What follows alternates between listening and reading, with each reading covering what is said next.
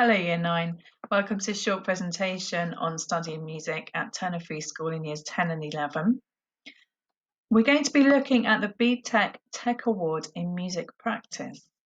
That doesn't mean practicing your instrument or practicing singing, it means the whole area of music as a practice. The BTEC is equivalent to one GCSE. The main difference being that a BTEC focuses on developing your skills and your knowledge in the music sector. So we're looking at placing what we do directly in the environment that you might be working in later on. This qualification would lead you into working in the music industry straight after school or to further study in years 12 and 13. The grades awarded for a BTEC Level 2 are roughly equivalent to GCSE grades of 4 to 9. Any work below a GCSE grade 4 is still graded. It can be graded as a Level 1 pass or merit. The music industry is a vibrant, exciting and growing place to work. A really competitive industry with so many different career paths. So just 2 years ago, the music industry supported more than 120,000 full-time jobs. Here's a list of some of the more well-known roles that a musician might do. Remember that music technology is developing so quickly now that by the time you enter the workforce, there's going to be a lot more music and a lot more music tech jobs out there than there even are today. Many musicians will do a couple of different roles within their lifetime, or maybe even 2 roles together. I've done a few of these roles, but I'm still kind of hoping I will end up being a record producer one day. Back to the BTEC, there's 3 areas of study: exploring music products and styles, music skills development, and responding to a commercial music brief. Of those, the first one is internally assessed. That means that you're set pieces of work by your teacher and you're given feedback as you work through those so that you can continually improve your work. And then you hand it in, it's marked, and those marks are passed to the exam board. It's the same for component 2, music skills development is internally assessed. Component 3, responding to a commercial music brief, is externally assessed. That means that the exam board give you an examined task. It's not quite an exam, and I'll explain that shortly. So component 1, exploring music products and styles. This is why you're going to learn about different styles and genres of music. As you do that, we're going to workshop them, a bit like we do in Key Stage 3 music. So as you learn about a style of music, you get to listen to lots of it, to analyse it, and to play it. So you will be performing in practical workshops, in lessons.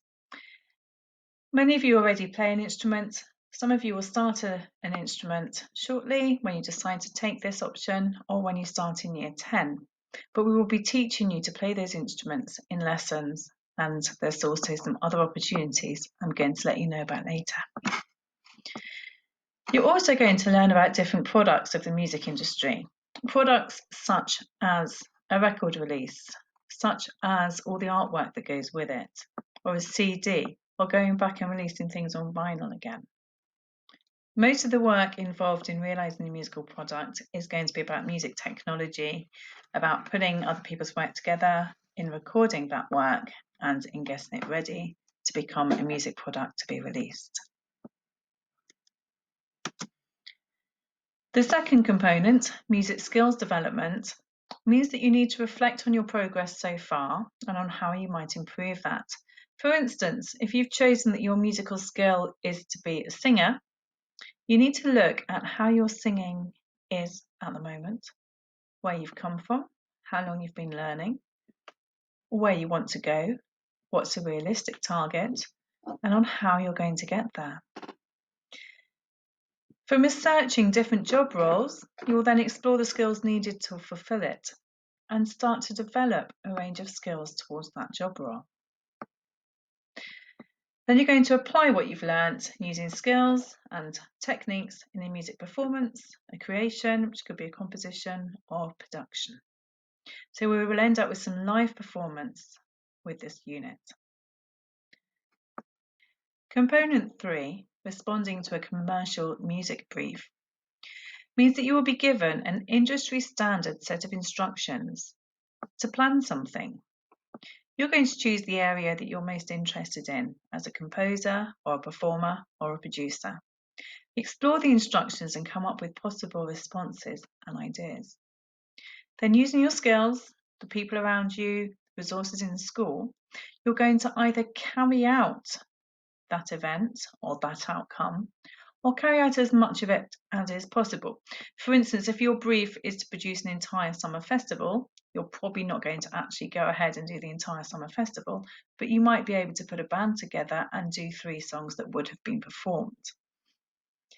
The exam takes place in school, and it's a chance to write up your research, to present your final response, and then to reflect and review on the actual outcome at the end. So although it's an examine task, everything comes from you. You're the person that does the research, you're the person that chooses what the exam is on, and I think that makes it a lot more accessible. So those 3 components are arranged for you over the 2 years, with this examined task coming towards the end of that second year.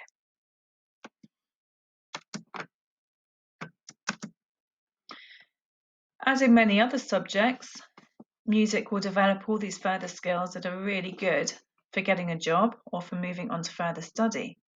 Music will help you to be confident, and it will help you to work with other people, as do many other subjects.